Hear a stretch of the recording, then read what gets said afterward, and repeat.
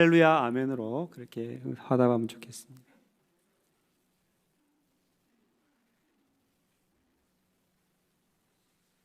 할렐루야. 감사합니다.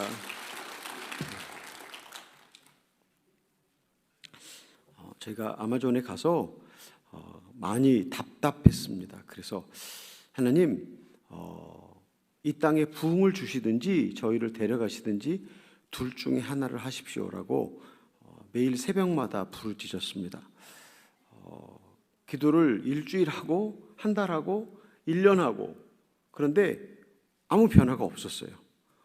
또 기도하고 또 기도하고 가끔 저희가 이제 한국이나 이렇게 미국에서 아주 저명한 목사님들을 초대해서 이렇게 1년에 2번씩 부흥회를 열었습니다.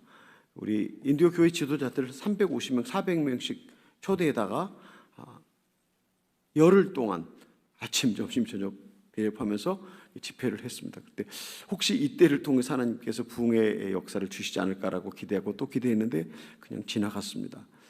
1년이 지나고 2년이 지나고 3년이 지나고 그런데 계속해서 부흥을 꿈꾸면서 하나님 부흥을 주시든지 저희를 데려가시든지 둘 중에 하나를 하십시오라고 하는 그런 기도 가운데 기도가 쉬지 않고 드려졌습니다.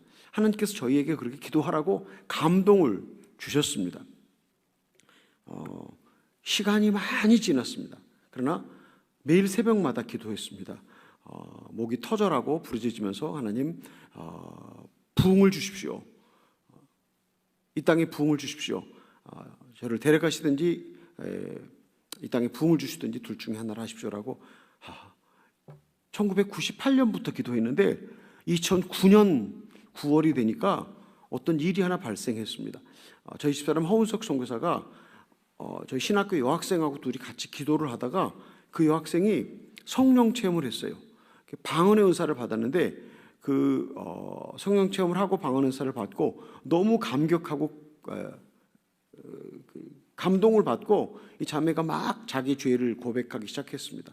그래서 우리 신학교 안에 그래서 그렇게 숨겨진 죄들이 많이 있는 줄 몰랐는데 이제 그렇게 죄악들이 드러나게 되었습니다. 그런데 그 자매가 그렇게 자기 죄를 자백함과 함께 하나님께서 회개의 영을 저희 신학교에 부어주셨습니다.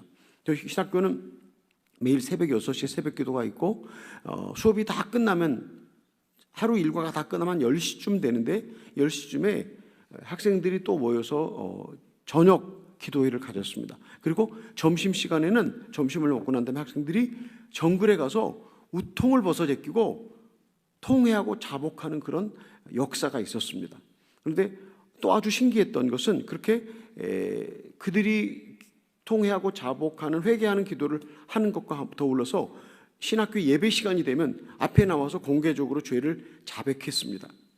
9살 때 첫 번째 성경험을 했고 10살 때는 개와 더불어서 성경험을 했고 12살 때는 동성과 더불어서 이런 도둑질도 하고 살인에 참여하고 이런 얘기를 다 공개적으로 고백하면서 정말 성령의 불길이 타올랐습니다. 근데 저희 신학교 안에 그때 한 60명의 성인들이 있었는데 그 60명 전체에게 한 2주간 만에 전체가 다 성령 체험을 하고 방언의 은사를 받는 역사가 있었습니다. 근데 그래서 제가 되게 신기했습니다. 혹시 또 생각하시기를 선교사 내외가 이렇게 학생들의 머리에 손을 얹고 막 방언 받으라고 이렇게 안수해서 그렇게 된 거 아닌가라고 생각하실지도 모르겠지만 그렇게 하지 않았습니다. 그들이 통회하고 자복하고 공개적으로 자백하면서 자기들끼리 손을 잡고 기도를 하는데 그런 역사가 일어나더라고요. 이제 저희 신학교는 저희 다운타운 동네로부터 한 8km가 떨어져 있는 정글 옆에 이렇게 그 신학교가 있고 정글 안에 도로가 지나가는데 신학교가 있고 저희 다운타운은 한 8km가 떨어진 곳에 있는데 저희 교인들을 금요일 저녁 철야 기도회에 초대하고 들어갔습니다. 그런데 저 신학교 학생들이 기도하는 천장이 들썩들썩 거리는데 우리 교인들이 신학교 채플로 들어가면서 막 부들부들 떨더라고요. 그리고 뒤로 막 넘어지기도 하고. 근데 저는 한 번도 누구를 이렇게 넘어뜨려 본 적도 없었고 제가 이렇게 뒤로 넘어간 적도 없습니다. 그리고 또 제가 대한예수장로회 통합측 파송 선교사거든요.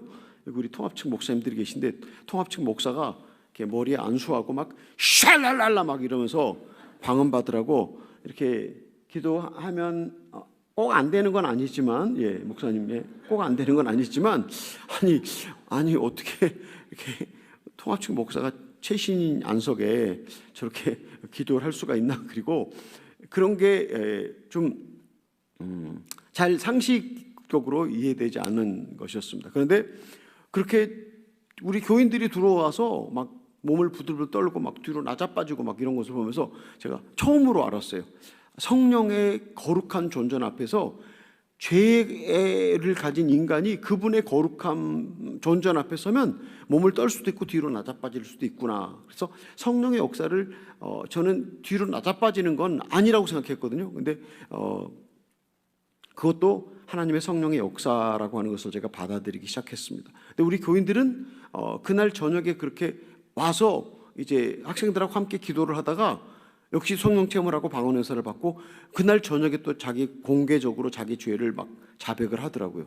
막 어떤 사람은 어떤 자매는 멋진 남자가 지나가면 저 남자하고 하룻밤을 자면 내가 얼마나 좋을까 그런 생각을 꼭 품었다고 여러 번 품었다고 얘기를 하고요. 또 우리 집사님들이 헌금을 계산할 때 둘이 하잖아요. 헌금 계산을 하다가 이렇게 안 보는 사이에 잠깐 이렇게 인마이 포켓 한 적도 있다고 이렇게 다 고백을 하는데 그때 수백 명 앞에서 고백하는 건 저희 동네가 처음에 제가 들어갈 30년 전에는 한 7천 명 살 지금 2만 명 사는 도시거든요. 진짜 그냥 그 소문이 그 다음 날로 동네 전체에 퍼질 수 있는 그런 건데 너무 강력한 성령의 역사심 앞에서는 죄를 숨긴다는 게 불가능하기 때문에 다 그렇게 공개적으로 자백을 하는 것을 제가 확인할 수가 있었습니다. 이런 역사가 2009년 9월에 일어났는데 몇 달 동안 계속되는데 매주 금요일마다 저희 동네에서 이제 저희 교인들이 버스를 대절해 갖고 들어왔거든요. 근데 막 하여간 신학교에서 금요일 저녁에 이상한 일이 일어난다고 그러니까 그냥 구경 오는 사람들이 많았어요.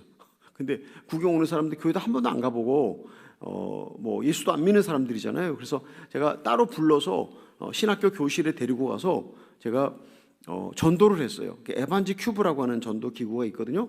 천지 창조부터 시작해갖고 예수 영접하고 새로운 생활을 어떻게 시작하는지에 대해서 이제 설명을 하고 제가 영접을 시켰어요. 그리고 난 다음에 이제 신학교 채플실로 데리고 들어가서 거기 집어넣으면 또 그날 저녁에 그렇게 정말 강권적인 성령의 역사심 앞에서 성령 체험을 하고 방언 은사를 받고 그러니까 이런 일들이 몇 달 동안 지속되더라고요. 근데 우리 잘 아시잖아요. 이렇게 붕해하면 붕사 목사님 계실 때 열심히 뜨겁게 기도하다가 딱 그 주간이 지나고 나면 다시 원점으로 돌아가는데 하나님께서 오셔서 직접 회개 영을 부시고 그 회개 운동을 일으키시면서 그렇게 행하시는 부흥은 계속 지속이 되더라고요. 그 안에서 뭐 병 고치는 역사, 뭐 마귀 귀신을 쫓아내는 역사, 그리고 그렇게 그런 역사가 일어나니까 사람들 얼굴이 확 다 바뀌더라고요. 그냥 깜깜했던 절벽 같은 우리 인도 형제들의 얼굴이 빛이 나고 목은 쉬어서 그냥 다 돼지 멱다는 소리를 하는데 얼굴에 반짝반짝 빛이 나는 것을 보았습니다. 제가 그렇게 해서 한 넉 달 동안 9월, 10월, 11월, 10월 계속되다가 그 여파가 1년 동안 지속되더라고요. 그렇게 뜨겁게 기도하고 그렇게 거룩한 삶을 향해 몸부림을 치면서 많은 사람들이 예수님을 영접하고 이렇게 사람들이 늘어나는 그런 것들이 있었습니다. 그런데 제가 저희 선교지에 들어간 지가 15년이 지날 때에 이랬거든요. 근데 그 동안까지 저희 그 지역이 이제 적도가 지나가는 자리입니다. 그래서 맹고 나무들이 많이 있었어요.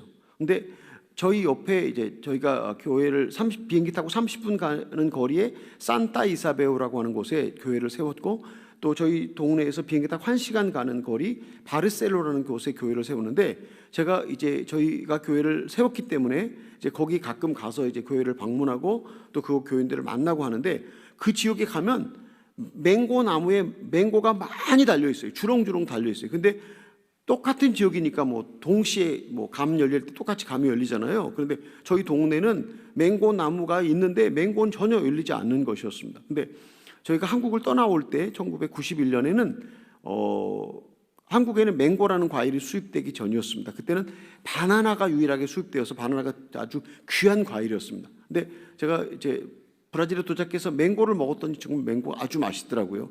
향기롭고 달고, 그래서 맹고를 되게 좋아했는데 그렇게 맹고가 저희 동네에서는 맹고 나무는 많지만 맹고는 열리지 않았어요. 그래서 제가 물어봤어요. 왜 맹고가 열리지 않았냐 그랬더니 땅이 너무 나빠서 그렇다고. 근데 정말 저희가 살고 있는 그 성교지 세인트 게브리엘이라는 영어로 그렇게 말하면 되고, 우리 브라질 말로는 성 가브리에우다 까쇼이라, 번역하면 천사 가브리엘의 폭포라고 하는 그런 이름인데, 거기는 땅이 아주 나쁩니다. 그래서 바나나가 이렇게, 다른 지역은 바나나가 크게 열립니다. 이렇게 아주 바나나가 뭐 한 30kg 이렇게 들게 되거든요. 저희 지역은 바나나가 작게 열리고, 또 다른 지역은 파인애플이 많이 열리고, 그리고 정글 안에 동물도 많고 강에 생선도 많은데, 저희 지역은 농사도 잘 안 되고 정글에 동물도 별로 없고 물고기도 별로 자라지 않는 그런 지역입니다. 그래서 땅이 나쁘다고 그러더라고요. 그래서 제가 이제 마나우스에서 젖붙인 그런 맹고 나무를 갖다가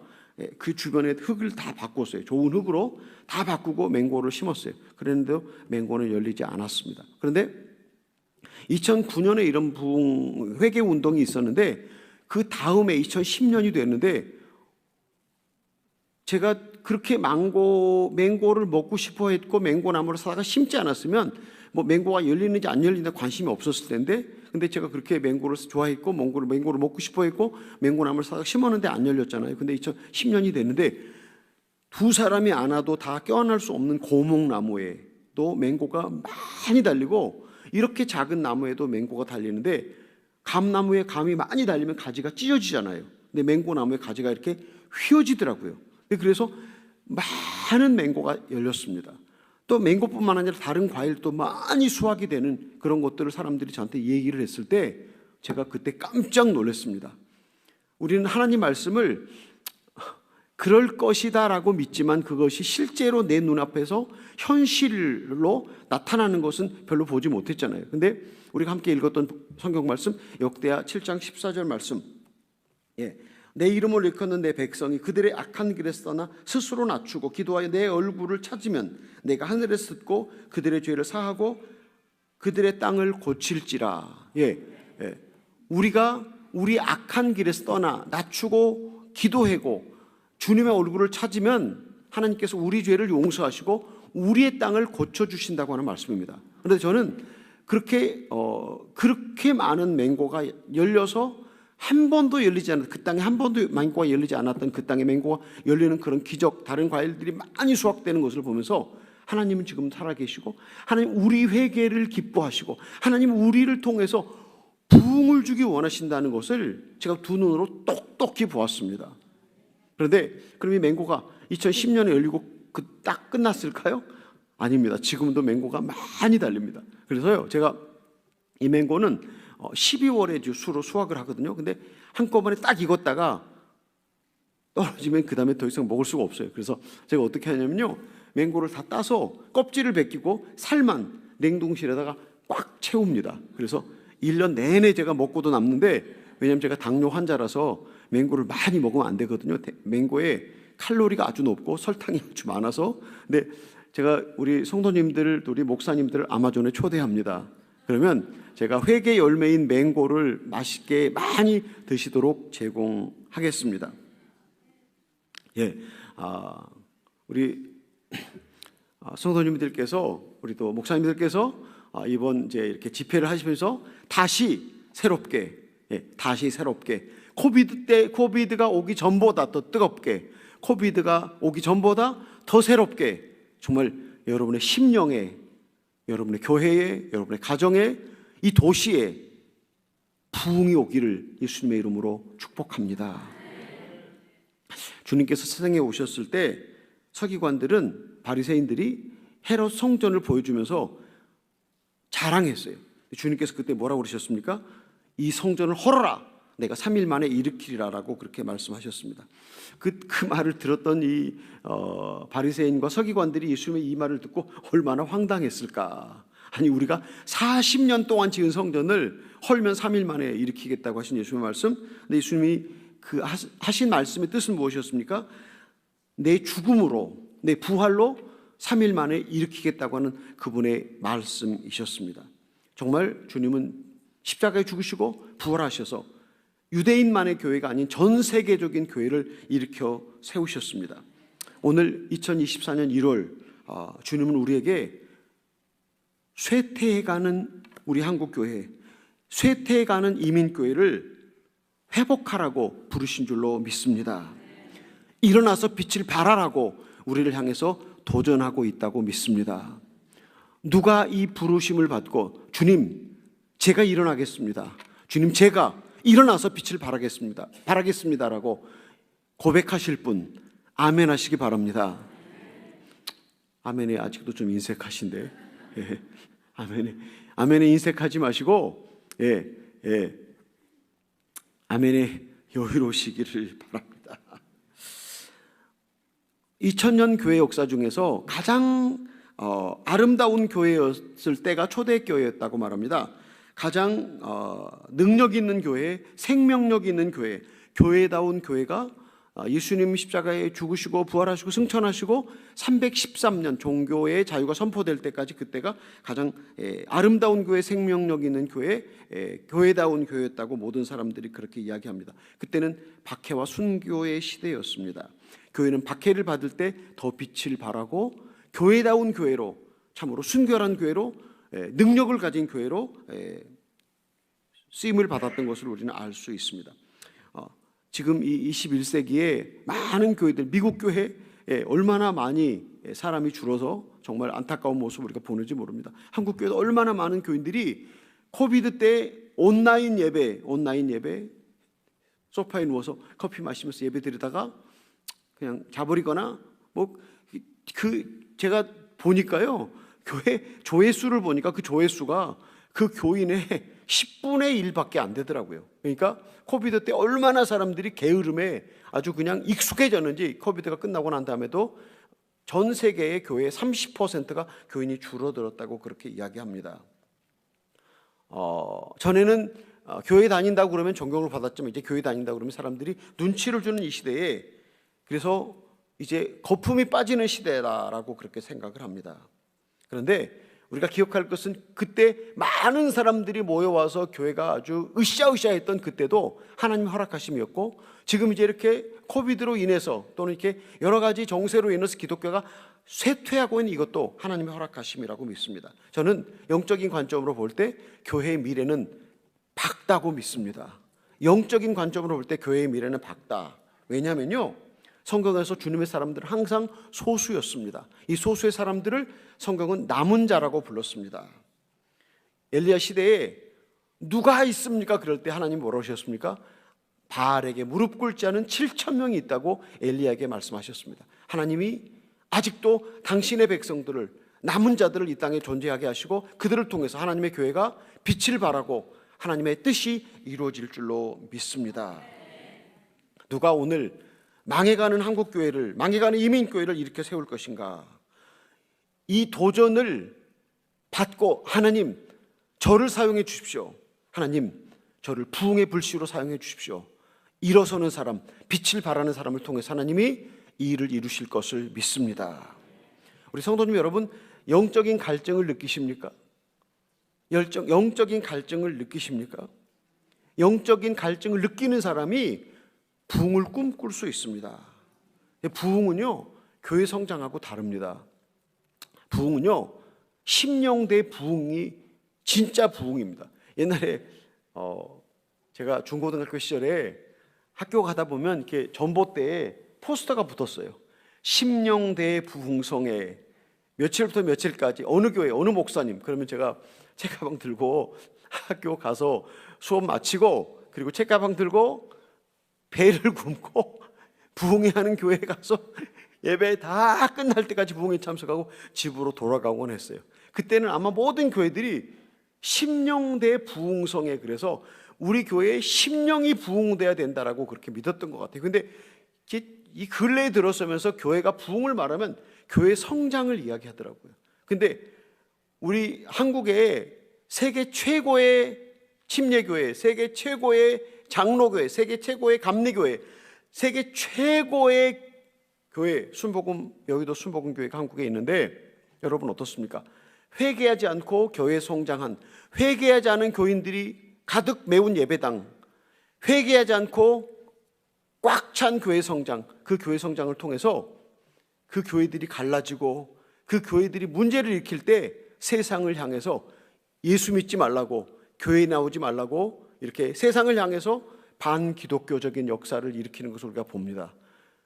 회개하지 않은 교인들이 많이 모여서 교회 성장을 이룬 교회는요, 사람들이 말하는 대박, 대박입니다. 대박은 주님께서 보내서 성장한 것이 아니라 저는 그걸 누가 보냈다고 말하고 싶진 않아요. 회개 없이 모인 사람들 많아지는 교회 성장. 어저께 제가 얘기했잖아요.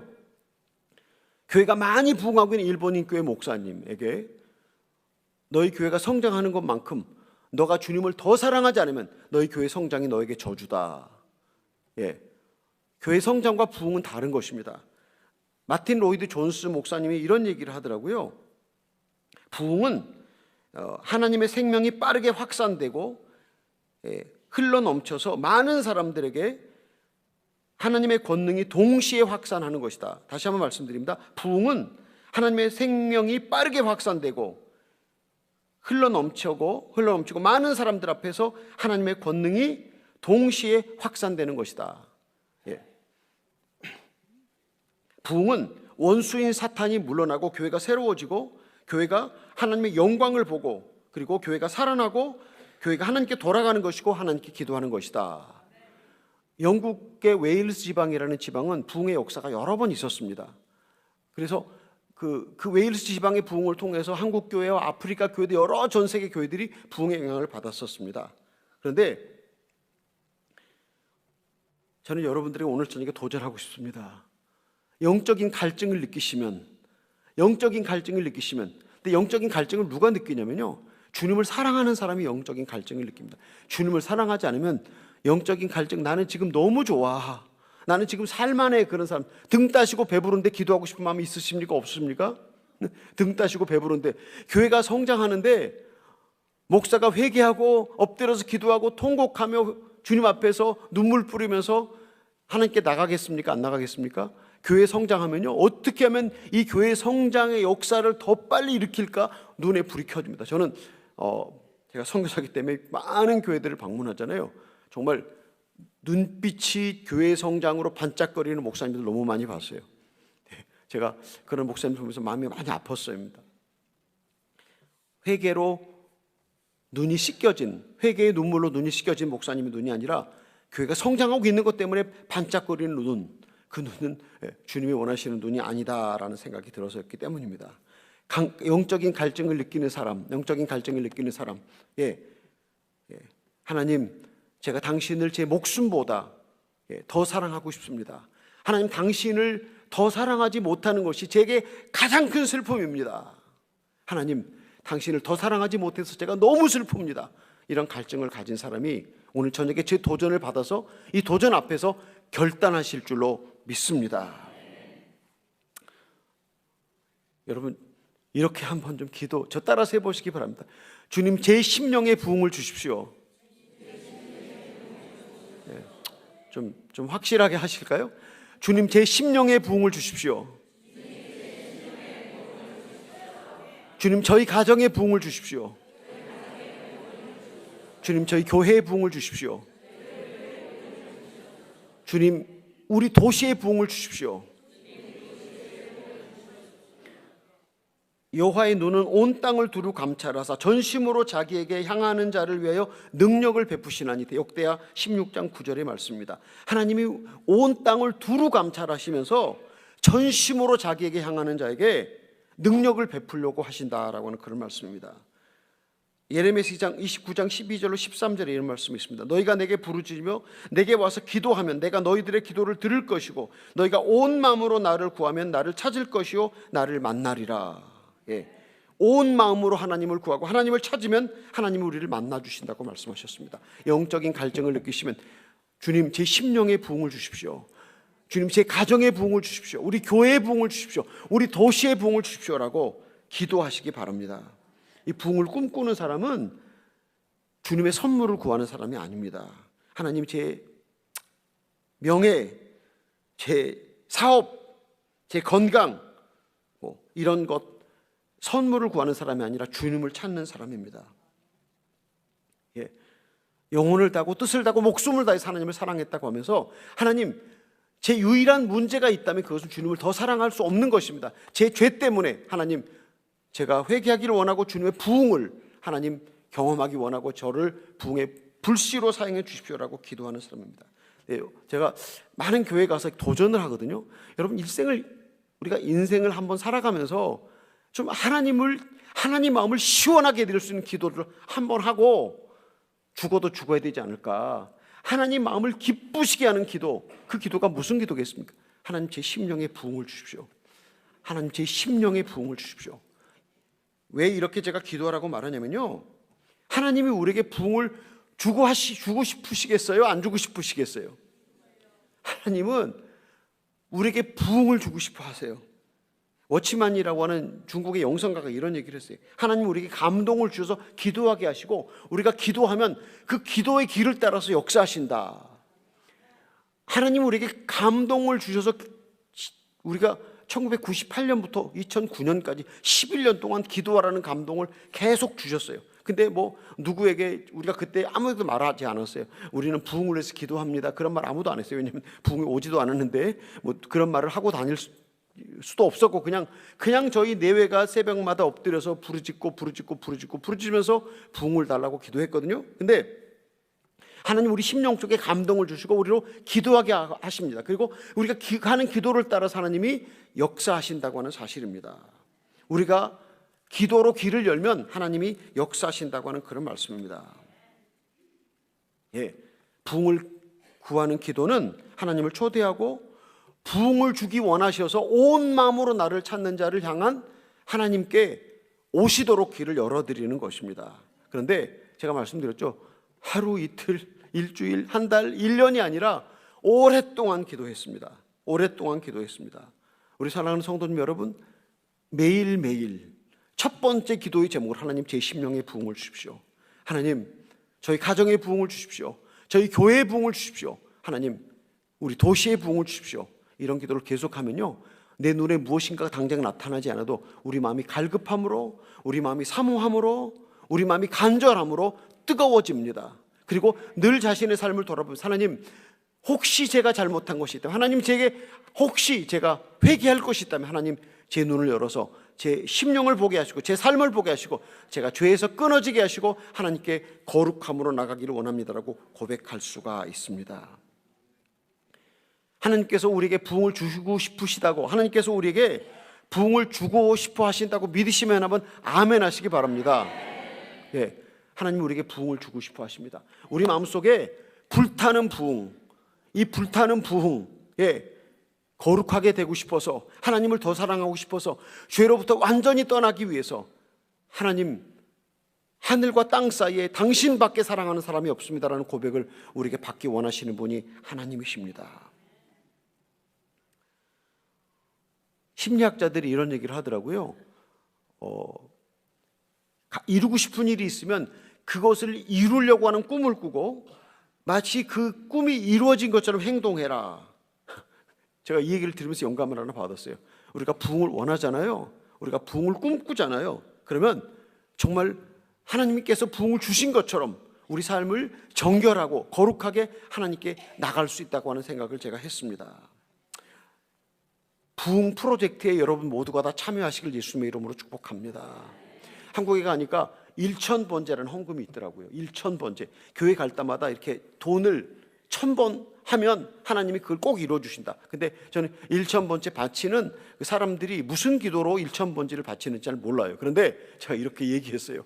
여러분, 하나님 제 심령의 부흥을 주세요. 하나님 저희 가정의 부흥을 주세요. 하나님 저희 교회의 부흥을 주시고 우리 도시의 부흥을 주십시오. 이것을 위해서 제가 1,000번 교회 나오면서 뭐 1불여도 괜찮고 5불여도 괜찮고 제가 그렇게 헌금을 드리면서 1,000번 동안 기도하고 교회 나와서 그것을 위해서 기도하겠습니다라고 그렇게 한번 해보셨는데, 그래도 아무 일도 없었다. 그럼 제가 돈 돌려드릴게요. 그리고 제가 돈 돌려드리겠다고 그렇게 얘기를 했습니다. 예, 여러분 일생을 사시면서 한 번 이 부흥에 참여하시고 그때 얼마나 목은 쉴지라도 그러나 우리 영혼이 주님과 그렇게 가깝게 있고, 그리고 많은 사람들이 구원받는 것을 볼 수 있고, 많은 사람 안에서 죄가 없어지고 거룩함을 향해서 몸부림치는 모습을, 그 부흥에 한번 참여하고 이 땅을 떠나시는 여러분이 되시길 예수님의 이름으로 축복합니다. 저와 집사람, 그리고 저희 지역에 살고 있는 사람들은 부흥에 참여한 사람들입니다. 지금도 그 부흥의 기억을 갖고 있습니다. 그래서 제가 이렇게 계속해서 기도합니다. 하나님, 2009년에 주셨던 부흥보다 더 큰 부흥을 주시기를 원합니다. 영국 웨일스 지방에 여러 번 부흥을 주셨던 하나님, 다시 한번 더 큰 부흥을 주십시오. 제가 매일같이 기도합니다. 새벽에도 기도하고, 낮에 기도하고, 저녁에도 기도하고, 제가 무슨 필요한 것을 구하기 전에 제가 먼저 기도합니다. 하나님, 부흥을 주십시오. 하나님, 저희 심령의 부흥을 주십시오. 저희 신학교의 부흥을 주십시오. 저희 교회의 부흥을 주십시오. 저희 사역의 부흥을 주십시오. 우리 도시의 부흥을 주십시오라고 계속해서 기도합니다. 여러분, 이 부흥 프로젝트에 참여하셔서 이 부흥 프로젝트가 여러분의 기도를 통해서 여러분이 부흥의 주역이 되시기를, 이 예배당이, 여러분의 교회가 하나님의 부흥의 역사가 일어나는, 회개 운동이 일어나는 그 진원지가 되시길 예수님의 이름으로 축복합니다. 오늘 저녁에 보신 영상은요, 사실 허운석 선교사의 추모 영상이었어요. CGN TV가 허운석 선교사를 추모하면서 만들어준 그런 영상이거든요. 근데 허운석 선교사는 자기 목숨보다 하나님과 인도 형제들을 더 사랑한 그런 선교사입니다. 죽으면서까지 자기가 죽으면 화장해서 아마존에 묻어달라고 그랬습니다. 그래서 제가 우리 집사람을 화장해서 아마존에 묻어주었습니다. 46살 때 기타하고 키보드를 배웠습니다. 한국에서 키보드나 기타를 한 번도 배운 적이 없는 그런 사람이었는데, 학생들에게 기타를 가르쳐 줘서 학생들이 신학교를 졸업하고 인디오 마을에 가면 기타를 치며 사람들을 부르며 사람들을 모아서 교회 개척하는 데 도움이 되겠다고 생각해서 저희 집사람이 기타를 배우고 키보드를 배우고, 그리고 콩나물 대가리가 무엇인지도 알지 못하는 인디오 신학생들을 데려다가 소프라노, 엘토, 테너, 베이스, 사부로 성가대를 조직해서, 요새는 칸타타라는 그런 게 없어졌습니다. 옛날에는 그런 걸 성가대가 많이 있었기 때문에 한 12곡 되는 그런 연결되는 시리즈 곡에 이제 중간중간에 나레이션이 나오면서 한 주제로 하는 그런 큰 그런 작품들을 저희 집사람이 1년에 한 번씩 공연을 했습니다. 아까 집사람 이렇게 지휘하는 거 보셨죠? 그렇게 지휘를 하면서 학생들을 도왔습니다. 제 집사람은 그렇게 세상을 떠나고 난 다음에 저희가 살고 있는 그 도시가, 저희 집사람이 그렇게 유언을 남기고 저희가 그렇게 장례식을 하는 것을 보고 깜짝 놀라서 시의회가 저희 교회가 지나가는 큰 길 이름을 허운석로, 그러니까 뭐 여기 그 도로가 있잖아요. 뭐 무슨 그런 거 있잖아요. 뭐 그런 길로 이렇게 허운석로 그렇게 길을 바꿔 주었습니다. 그러면 저희 집사람이 떠나고 난 다음에 말기 암 환자로 이렇게 여기 그 복수가 차서 흉관을 꽂고, 여기다가 호수를 꽂고 물을 빼면서 긴 스커트를 입고 물 주머니를 차고 다니면서 설교했던 한 16개의 설교가 유튜브에 떠 있었는데, 제 집사람이 세상을 떠나고 난 다음에 그 두란노 서원이라고 하는 한국의 최고의 기독교 서점에서 저희 집사람이 설교한 내용을 갖고 책을 만들자고, 그래서 내가 왕 바리새인입니다, 그리스도만 남을 때까지라는 2권의 책이 출판이 되었습니다. 우리 집사람이 살아서 자기 이름으로 길이 만들어지고 자기 이름으로 책 2권이 출판될 것을 한 번도 생각하지 않고 살았는데 하나님이 그렇게 하셨습니다. 우리 집사람의 삶은 복음으로 살아냈습니다. 복음을 삶으로 살아냈습니다. 그래서 많은 사람들이 저희 집사람의 설교를 들으면서 영감을 얻고 힘을 얻고 용기를 얻는다고 제게 피드백을 많이 하는 것을 제가 들으면서, 우리 집사람은 아마존에서 복음을 삶으로 살아낸 사람입니다. 그 삶의 증거가 바로 허운석 선교사 입을 통해서 유언처럼 죽을 줄 알면 쏟아낸 그런 절규입니다라고 그렇게 소개를 합니다.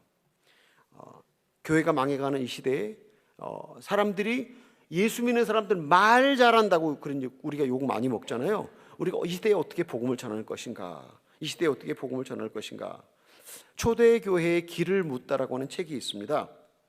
그 책에 보면 초대교회 교인들을 로마 사람들이 어떻게 봤는가를 이렇게 소개하고 있습니다.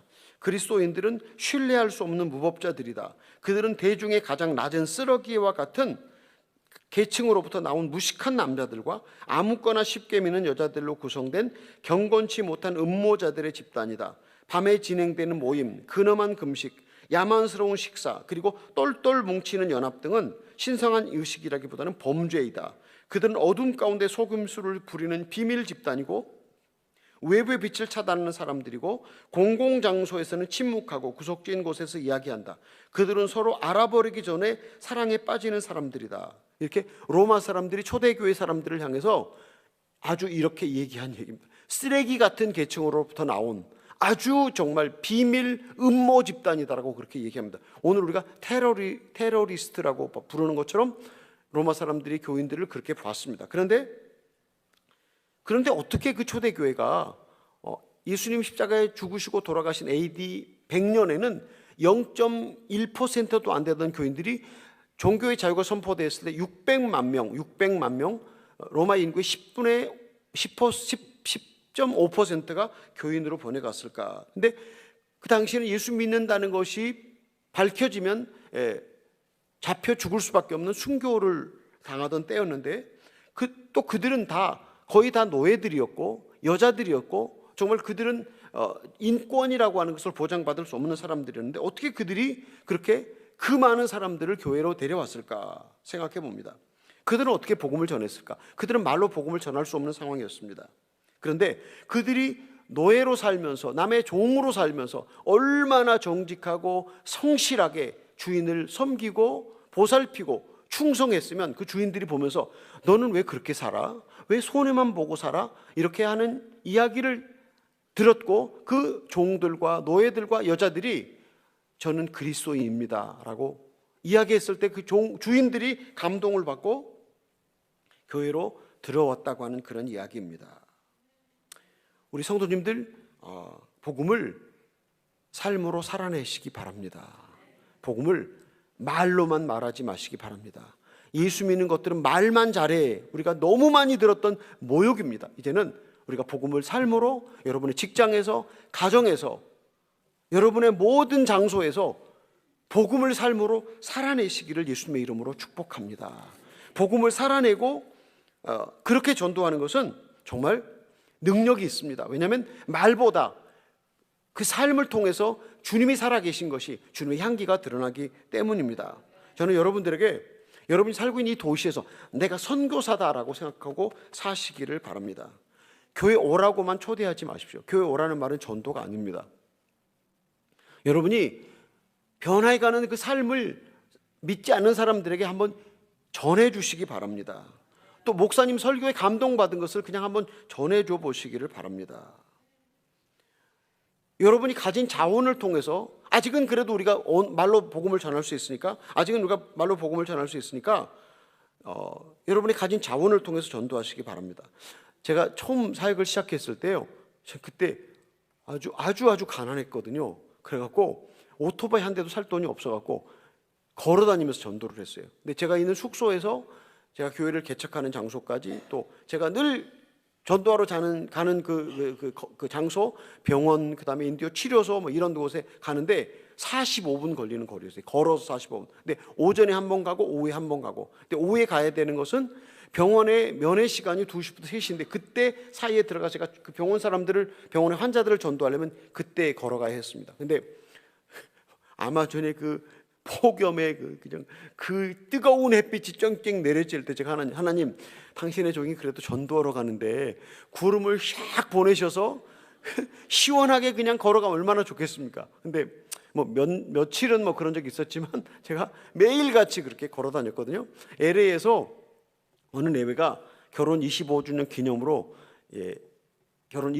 기념으로 아마존에 여행을 오셨어요. 근데 제가 그때 걸어 다녔잖아요. 그러니까 저랑 같이 걸어 다녀야죠. 근데 이제 내외가 오셨는데 그 남자 안수 집사님이 자기 이제 못 걸어가겠대요. 지금 예, 막 저기 발도 까지고 막 다리도 못 걸어가겠대. 그러니까 그 여자 권사님이 아니 어떻게 선교사님은 매일 걸어 다니는데 우리 며칠 와서 그러는데 그러냐고 그러면서 막 이제 남편을 야단을 쳤어요. 그래서 둘이 막 길가에서 길에 싸우는 거예요. 막 그 여자 권사님은 계속 걸어가야 된다 그러고 남자 안수 집사님은 난 못한다고 막 그러고 택시 타자고 그러고. 그래서 제가 어떻게 했겠어요? 가장 공평한 방법 가위바위보. 두 내외 가위바위보 했거든요. 근데 누가 이겼겠어요? 여자 권사님 이겼어요. 그래서 그냥 계속 걸어 다녔어요. 그 남자 안수 집사님 얼마나 그냥 아주 속이 뒤집어졌겠습니까? 그런데 제가 이렇게 진짜 1년 내내 그렇게 걸어 다니면서 전도를 하고 가면서 사람들 만나서 인사하고 악수하고 그렇게 했거든요. 그리고 난 뒤에 그때 이제 교회가 없었어요. 근데 이제 그리고 난 뒤에 교회를 제가 이제 개척을 해서 이제 사람들을 모이라고 그랬고 예배를 드리는데 많은 사람들이 모르는 사람들이 우리 교회에 왔어요. 그래서 제가 지나고 난 다음에 물어봤어요. 어떻게 우리 교회에 오게 됐냐 그랬더니 당신이 선교사인 줄 알았는데 걸어다니면서 인사하고 악수하는 게 너무 감동적이어서 이 교회에 왔다고 얘기하는 것을 제가 들었습니다. 여러분 가난해서 전도를 못 하십니까? 가난한 것 자체로 전도하시기 바랍니다. 부자가 전도하면 뭐 전도가 잘 되겠어요? 전혀 그렇지 않습니다. 여러분이 가진 자원, 여러분이 가진 자원. 제가 그래서 한국에 되게 유명했던 방지일 목사님이라는 분이 계세요. 근데 그분이 85세에 저를 찾아서 아마존에 오셨어요.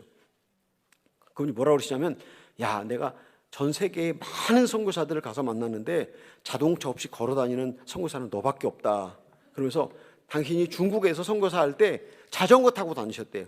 근데 미국 선교사들은 자동차 타고 다니고 자기는 자전거 타고 다니는데 자전거 타고 다니면서 자전거는 가다가 금방 설 수 있잖아요. 서서 이렇게 전도하고 인사도 하고 악수도 하고. 그래서 자기가 미국 선교사들보다 전도를 훨씬 잘할 수 있었다고 그러면서 제게 격려를 해주셨어요. 그래서 제가 되게 감사했습니다.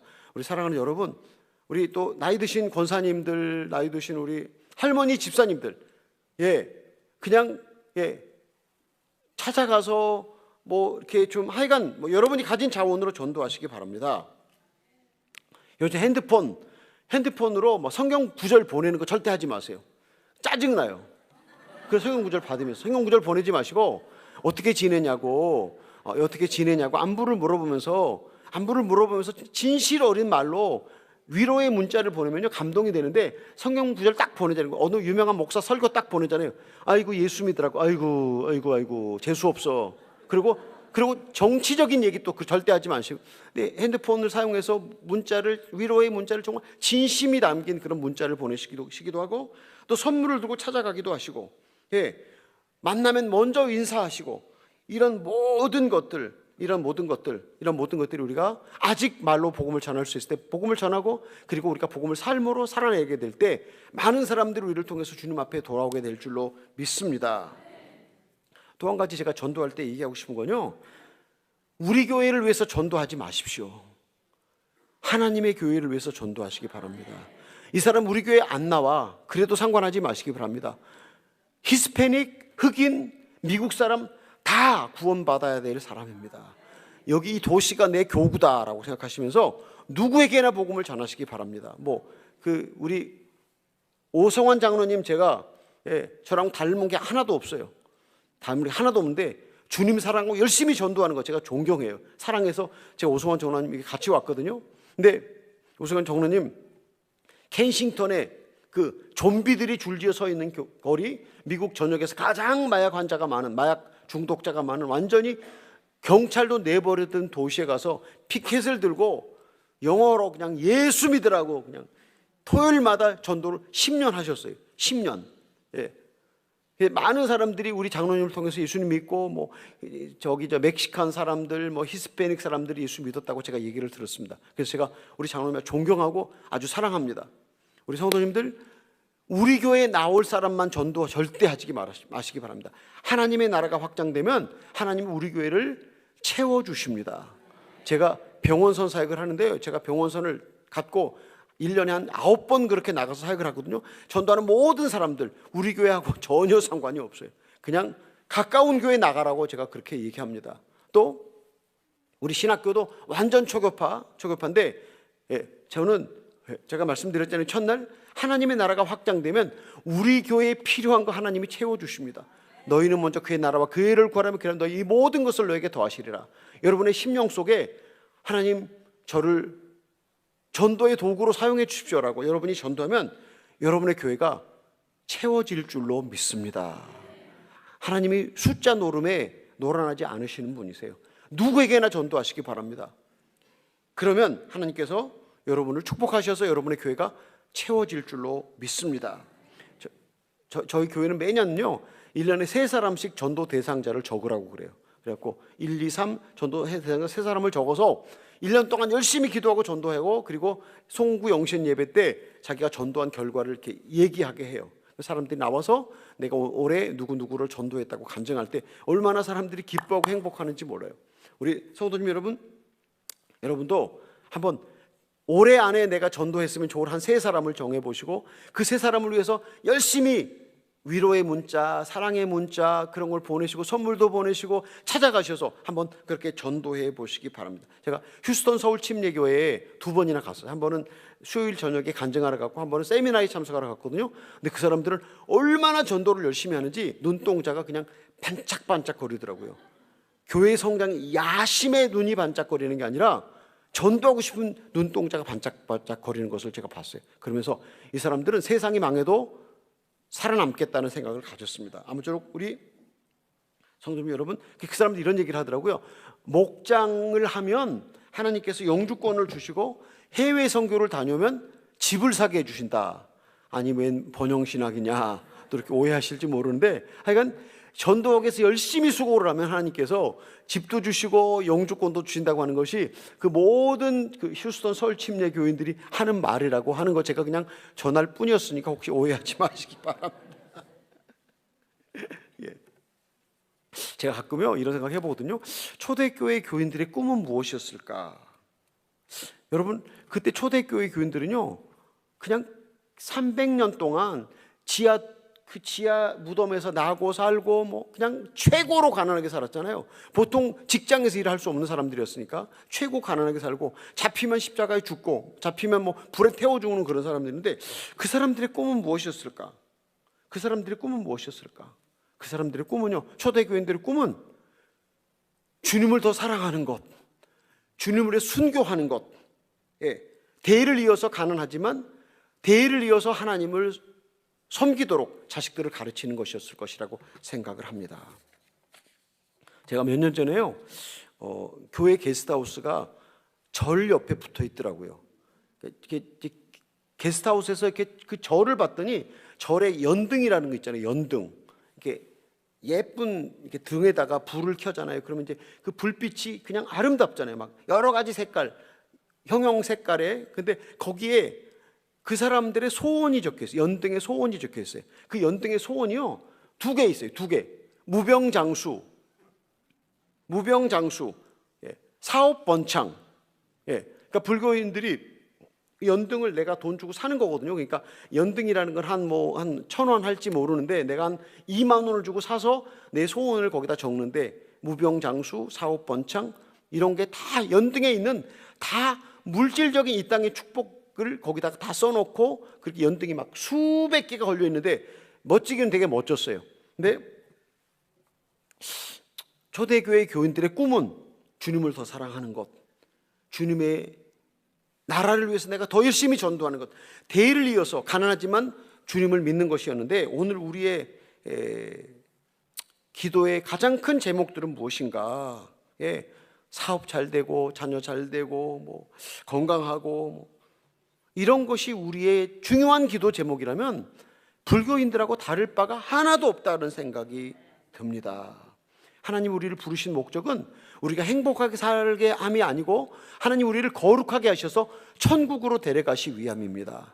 하나님 우리를 부르신 목적은 생명을 얻게 하고 더 풍성한 삶을 주기 원하시고 우리를 거룩하게 만들어서 천국 가게 하는 것입니다. 누가복음 9장 25절 온 천하를 얻고도 너희가 생명을 잃으면 무엇이 유익하겠느냐라고 그렇게 주님께서 우리에게 도전하고 계십니다.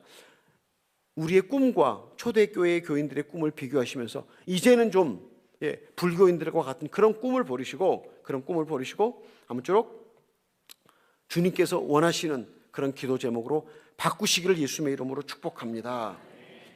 순교 역사에 보니까요, 그 카타콤 지하 무덤 근처에 있는 사람들이 가끔 로마 경찰에 잡혔었다고 그래요. 근데 그 사람들이 잡히면 로마의 경찰이 사람들을, 그 교인들을, 그리스도인들을 십자가에 달아놓았다고 그래요. 근데 십자가에 달아놓으면 그냥 빨리 죽는 게 아니라 해가 져도 죽지 않고 계속 그렇게 십자가에 달려 있다고 그래요. 그래서 뭐 성경에 보면 그 로마의 군병이 예수님의 그 옆에 있는 두 강도의 무릎을 쳐서 그 무릎이 힘이 빠지니까 이제 이렇게 숨이 멎었고, 예수님은 옆구리에 창을 던져서 이렇게 확인 사살을 했다고 성경에 나오지 않습니까? 근데 해가 지면 로마의 군병들이 집으로 돌아가 버리면 그 자식들이 죽어가는 아버지, 어머니의 십자가 밑에 와서 울면서 그 부모하고 얘기를 할 때 그 아버지, 어머니가 죽어가면서 너희들도 나처럼 이렇게 주님을 위해서 죽기를 바란다고 그 자식들에게 이야기를 하면서 죽어갔다고 합니다.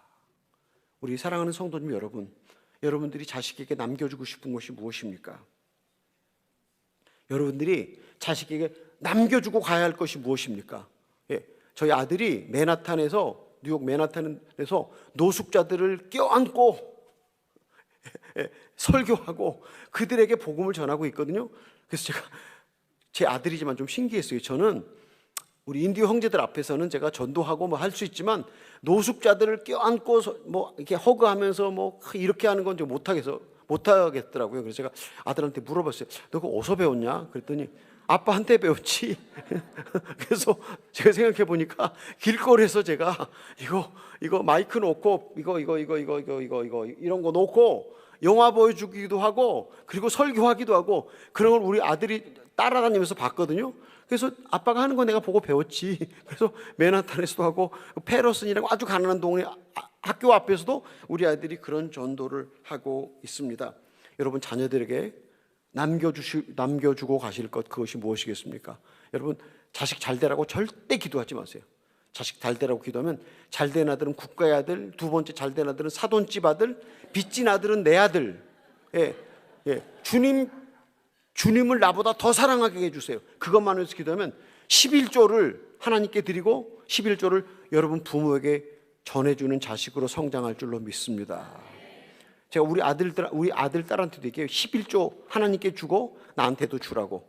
네, 우리 성도님들도 그렇게 가르쳐 주시기 바랍니다. 여러분이 물려주고 갈 것, 물려주고 갈 것, 그렇게 하시기를 바랍니다.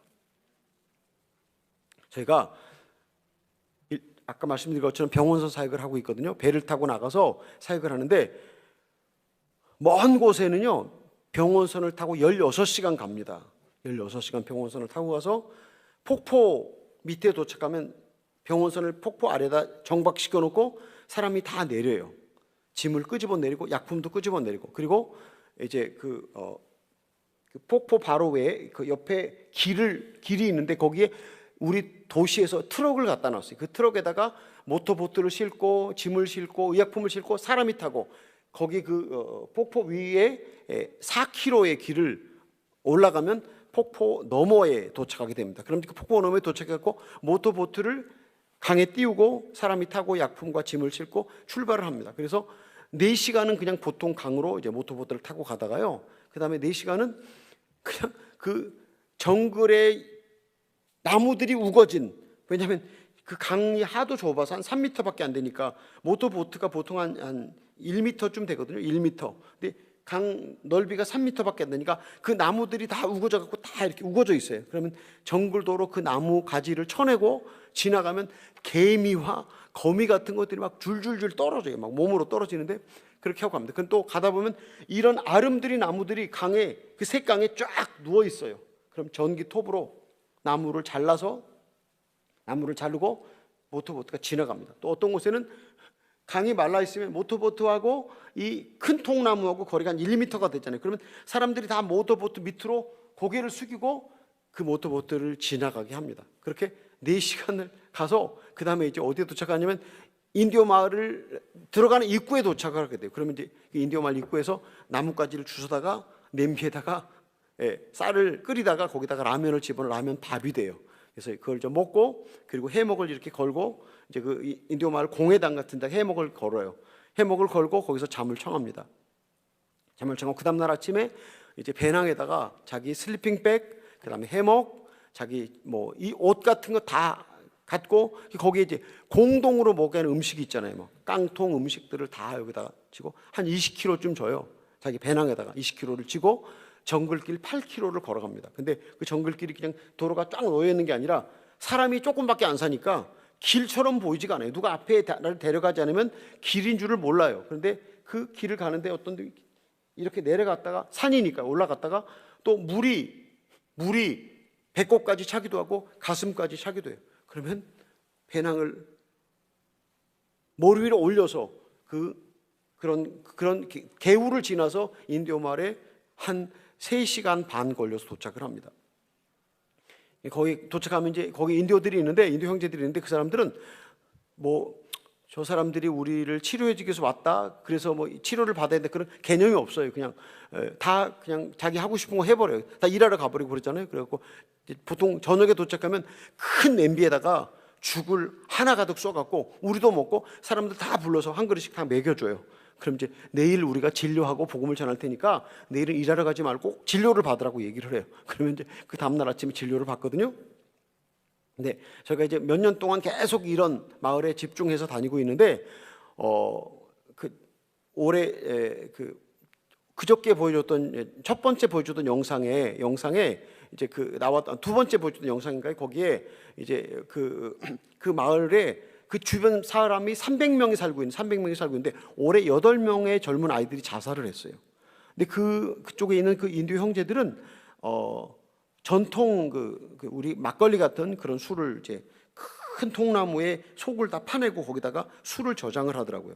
이제 이 형제들이 먹는 육가라고 하는 그거를 이렇게 갈아갖고 거기다 사탕수수를 섞어 놓잖아요. 그러면 이제 그게 발효가 돼요. 막걸리처럼 발효가 되고 그거를 마시고 또 정글에 자연 마약이 많이 있어요. 정글에 풀잎사귀인데 그 잎사귀를 따서 이렇게 불에다가 이렇게 익혀갖고 가루로 빻아서 이거를 먹는데 그걸 먹으면 배도 안 고프고 잠도 안 오고. 그러니까 먹을 게 없으니까 배가 안 고프게 만들어주는 건 아주 좋은데 그런 걸 계속 먹다 보면 건강이 완전히 상하게 되는 거죠. 거기다가 또 이 사람들이 얼마나 술을 좋아하는지 가솔린을 이제 갖잖아요. 가솔린을 가지면 가솔린을 분해시켜서 알코올을 분해시켜서 가솔린에서 나오는 알코올을 마셔요. 그러니까 그렇게 300명 사는 마을에 8명이 올해 자살을 했고 그리고 젊은 아이들 우울증 환자가 아주 많아요. 그래서 이제 제가 재작년, 작년, 올해 계속해서 그쪽 지역을 다니면서 그 아이들을 좀 데려다가 어떻게 해서 우리 신학교에서 고등학교, 중학교, 고등학교를 졸업하고 신학교를 졸업시켜서 그들에게 다시 복음을 보낼까라고 하면서 제가 열심히 그 사역을 하고 있는데 작년에 그쪽 지역에서 1명이 저희 신학교에 입학을 했어요. 그래서 제가 바라보면서 되게 감사하는데 올해 몇 명이나 그쪽 지역에서 입학을 할지 아직 이제 제가 돌아가지 않았기 때문에 모르는 일입니다. 근데 그래서 올해는 제가 이제 그 마을들을 다 모아갖고 그 사람들 축구를 되게 좋아해요. 그러니까 모든 마을마다 큰 축구장이 있거든요. 그래서 제가 축구복 세트를 사갖고 와서 동네 사람들을 다 모아서 축구 경기를 시키고 이제 공동으로 많은 사람들이 모이면 거기서 복음을 전하려고 계획을 하고 있습니다. 기도해 주시기를 부탁을 드립니다. 정말 어느 지역은 문서로도 방송으로도 복음 전달이 가능한데 아마존 소수 민족으로 태어나는 것은 가난과 질병과 그리고 브라질 사람들에게 그렇게 멸시를 받고 예수님의 복음을 한 번도 듣지 못하고 죽을 수밖에 없는 사람들이 아마존 지역에 저희 지역에 23개 부족이 살고 있는데 14개 부족이 아직 미존도 부족입니다. 교회가 없고 그 안에 5명의 교인이 없으면 미존도 부족이라고 그렇게 인정하거든요. 근데 그런 사람들이 많이 있습니다. 그렇게 아마존에서 복음 전하는 저를 기억하시면서 이 도시에서 여러분 복음을 삶으로 살아내시는 가운데 여러분이 가진 모든 자원을 동원해서 복음을 전하시기 부탁합니다. 내게 맡긴 사명, 복음 전하는 일을 마치려 하면은 내 생명을 조금 더 귀한 것으로 여기지 아니하노니. 사도행전 2장 20장 24절에 있는 말씀입니다. 나의 달려갈 길과 주 예수께 받은 사명 곧 하나님의 은혜의 복음 증거하는 일을 마치려 하면은 나의 생명을 조금도 귀한 것으로 여기지 아니하노라. 사도 바울이 그렇게 고백했습니다. 내게 맡긴 사명을 마칠 때까지 내 생명이 조금도 귀하지 않다. 초대교회 교인들은 오늘 하루를 내게 살게 하시면 복음을 전하기 위함이었다고 믿고 하루를 살아냈다고 제가 첫날 말씀을 드렸습니다. 저는 우리 모든 성도님들에게, 목사님들에게 제가 말씀드리고 싶습니다. 목사님들부터 나가서 한번 파워 엔카운트를 가져야 합니다. 교인들한테 전도합시다 그러잖아요. 근데 목사님이 직접 나가서 전도를 안 하면요, 저도 목사잖아요. 신학교에서 강의하고 교인들 목회하고 예수 안 믿는 사람들을 만날 일이 별로 없어요. 근데 제가 병호선 타고 나가는 이유 중에 하나가 가서 마귀와 하나님이 접전이 벌어지는 장면, 그때 생명력이 돌아와요. 그때 야성이 돌아와요. 근데 목회만 하고 신학교 교수만 하잖아요. 그럼 희마리가 없어요. 생명력이 없어요. 그냥 뭐 아주 아름다운 찬양을 그냥 많이 부르잖아요. 감격하고 손 들고 눈물 흘리잖아요. 그런데 예수 안 믿는 사람을 만나서 복음을 전할 때 불꽃 튀는 마귀와 하나님의 그 파워 엔카운트를 경험하게 될 때 목사의 야성이 살아나고요, 교인의 야성이 살아나고 생명력이 살아납니다. 근데 이건 목사님 내외부터 꼭 해야 되는 일입니다. 그래야 전체 교회가 함께 할 수 있고요, 그래야 정말 우리가 복음을 전하는 사람이라고 하는, 성경에 이런 말씀이 있습니다. 마태복음 28장에 보면은요, 너희는 가서 모든 족속으로 제자를 삼아 아버지와 아들과 성령의 이름으로 세례를 주고, 그리고 마지막 말씀에 내가 세상 끝날까지 너희와 함께 할 것이라. 근데 전도하지 않은 교인에게 예수님이 함께 할 필요가 있습니까? 없습니까? 세상 끝날까지 함께 하겠다는 약속은요, 너희가 전도할 때, 복음을 전할 때 내가 그 약속을 지키겠다고 하는 말씀입니다. 예, 전도하지 않는데 우리가 무슨 능력이 필요합니까? 전도하지 않는데 그냥 교회 안에서 그냥 온실 속의 화초처럼 사는데 예수님의 생명력, 예수님의 야성, 그게 전혀 필요 없습니다. 그래서 제가 도전합니다. 여러분, 복음을 직접 말로 전하고 복음을 삶으로 살아내는 여러분이 되시길 예수님 이름으로 축복합니다. 우리 성도님들도 아마존에 초대합니다. 한번 단기 선교 오세요. 근데 그렇게 무서운데 나 못 가. 근데요, 이렇게 무서운 데는 1년에 2번밖에 안 가고요, 다른 지역은 병원선 정박해 놓고 내려서 5분 거리에 인디오 마을에 가서 진료하고 돌아오고, 이런 병원선 사역이 많고요, 이렇게 어려운 지역은 1년에 2번밖에 안 가니까 그런데 우리 성도님들 보낼 일이 없으니까 걱정하지 마시고 그냥 병원선 타고 에어컨 나오는 방에서 쉬시고, 또 병원선 안에서 식사 잘 하시고, 그리고 나가서 일하고 돌아오시는 그런 곳에 갈 수 있으시니까 제가 우리 목사님들, 성도님들을 아마존에 초대합니다. 또 그리고 우리 여기 이제 은퇴를 앞두신 여러 우리 장로님들, 집사님들 많이 계신데, 인생의 마지막까지 사명을 따라 사시다가 주님께 가시기를 바랍니다.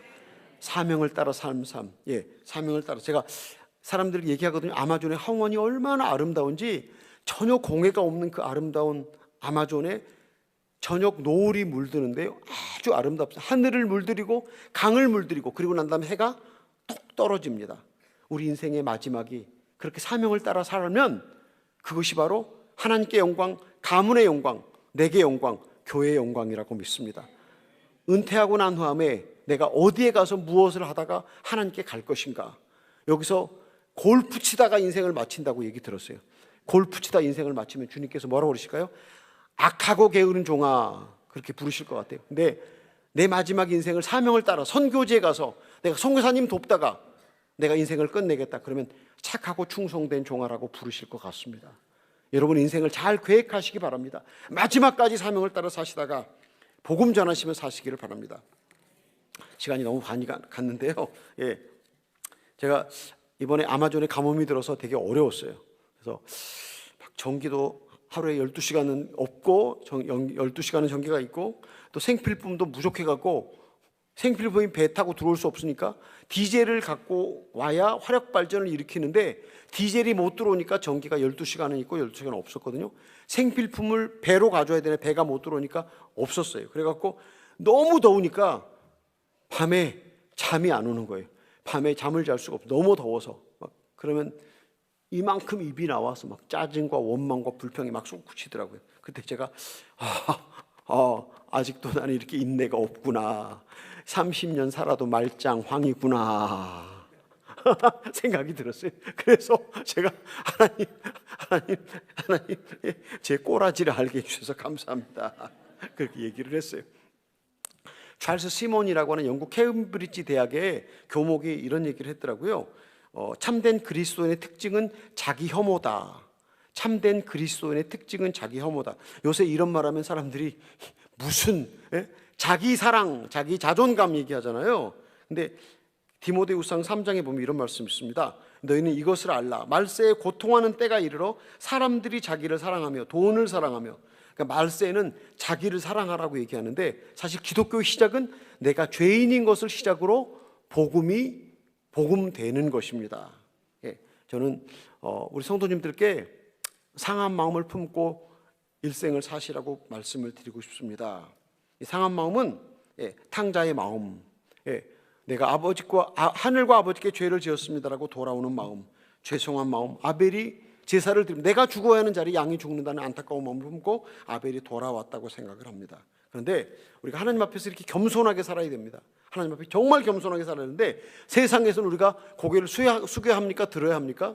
세상에서는 나는 하나님의 사랑받는 아들이다. 나는 하나님의 아들이다. 나는 이 땅에서 내가 빌 게이트처럼 일론 머스크처럼 재산이 없어도 나는 하나님을 내 아버지로, 예수 그리스도를 구주로 믿고 있는 하나님의 사람이라고 하는 고개를 딱 드시기 바랍니다. 상한 마음을 가진 사람은 고개를 드는 사람이고요, 하나님 앞에서 겸손하게 무릎을 꿇는 사람입니다. 성공한 그리스도인 누구인가? 제가 첫날 말씀드렸어요. 성공한 그리스도인 사도 바울이 고백했습니다. 내가 죄인 중에 괴수로다. 누가 성공한 그리스도인인가? 더 많이 성공한 사람일수록, 더 많이 성공한 사람일수록 겸손하게 무릎을 꿇는다, 그런 이야기입니다. 상한 마음은 천국을 여는 열쇠입니다. 어떤 상황에서도 우리가 회개하면 천국이 열어집니다. 어떤 상황에서도 우리가 상한 마음을 품으면 천국이 열어져서 주님이 우리에게 찾아오십니다. 네 번째로는요, 모든 상황에 감사라고 제가 이야기하고 싶습니다. 혹시 누가 저에게 아마존에서 어떻게 지금까지 살아왔습니까? 라고 물어보면, 첫 번째는 제가 주님의 은혜라고 대답하고요, 두 번째로는 하나님이 우리에게 주시는 모든 고통이 내 자아를 죽여줄 것이라고 믿는 감사한 마음이었다고 제가 말씀드리고 싶어요. 그러니까 어려움이 올 때 우리가 얼마나 많이 울었겠어요. 눈물을 펑펑 쏟으면서도 하나님, 이것을 통해서 우리 자아가 죽어지면 주님과 연합할 수 있을 것이라고 생각하면서 하나님께 감사했던 마음이 오늘 우리로 하여금 그냥 아마존에서 이렇게 지나오게 됐다라고 말씀을 드립니다. 근데 혹시 제 설교를 계속 들으시면서 그럼 당신은 고난을 구해서 일부러 고난을 좋아하십니까? 라고 질문할 수 있는데, 아니, 저 절대로 그렇지 않습니다. 저도 고난이 싫고 고난을 원하지 않습니다. 그러나 주님께 허락하시는 고난이라면 그 고난을 제가 기쁘게 받는다는 이야기를 드릴 뿐입니다. 올 한 해 여러분의 평생에 주님이 허락하시는 모든 상황, 그 상황이 어떤 상황일지라도요, 감사하시면 하나님께서 하나님의 능력이 여러분에게 옵니다. 회개가, 상한 마음이 하나님의 나라를 여는 열쇠라면 감사는 하나님의 능력을 끌어당기는 것입니다. 피기말리온 법칙이라고 하는 게 있는데요, 로마의 조각가 중에 피기말리온이라는 사람이 있었다고 그래요.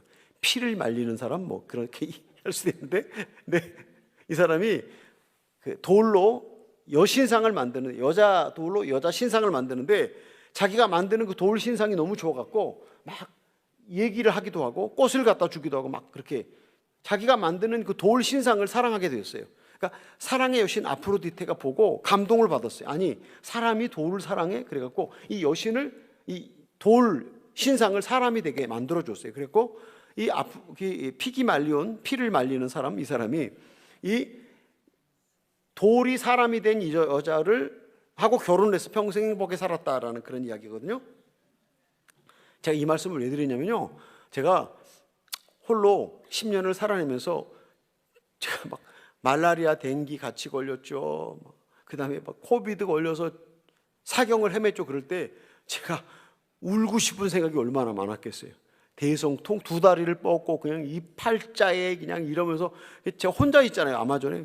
그럴 때가 아주 많았는데 그때 제가 이를 악물고 감사를 했어요. 하나님 감사합니다.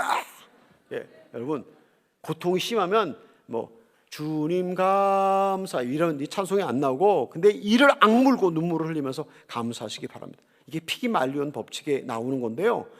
이를 악물고 눈물을 쏟고 감사하고 또 감사하고 또 감사하고 또 감사하면요, 왜 감사한지 내가 감동을 받습니다. 내가 감동을 받고, 그리고 진짜 하늘이 열리면서 하나님의 사랑이 내 안에 찾아오는 것을 경험할 수 있습니다. 이 얘기를 제가 부부 세미나 했다고 그랬잖아요. 정말 존경할 건덕지가 하나도 없는 남편이 혹시 계시다면, 근데도 그럼에도 불구하고 그래도 우리 남편은 샤워를 잘해, 몸을 깨끗하게 잘 이렇게 유지하는 것이 장점이라고 생각되시면요, 우리 권사님들 참 당신은 샤워를 잘해서 내가 고맙다고. 근데 샤워 안 하고 싶어하는 남자, 목욕 잘 안 하고 싶어하는 남자가 세상에 많거든요.